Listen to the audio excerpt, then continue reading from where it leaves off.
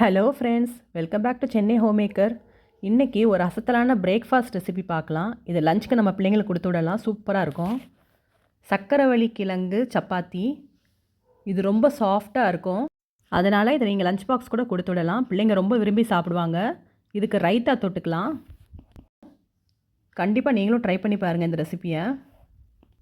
சக்கரவள்ளி கிழங்கை நம்ம நல்லா குக்கரில் வேக வச்சு எடுத்துக்கலாம்.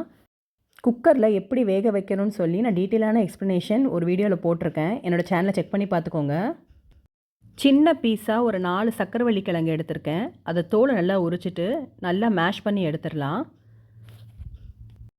துருவிய கேரட் 1 எடுத்துக்கலாம்.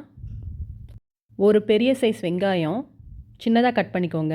ஒரு 3 பச்சை மிளகா, மிளகாய்த்தூள் 1 ஸ்பூன், கரம் மசாலா 1 ஸ்பூன், உப்பு தேவையான அளவு. இதை சேர்த்து நல்லா மிக்ஸ் பண்ணி பிசைஞ்சிருங்க. 2 கப் கோதுமை மாவை எடுத்துக்கோங்க.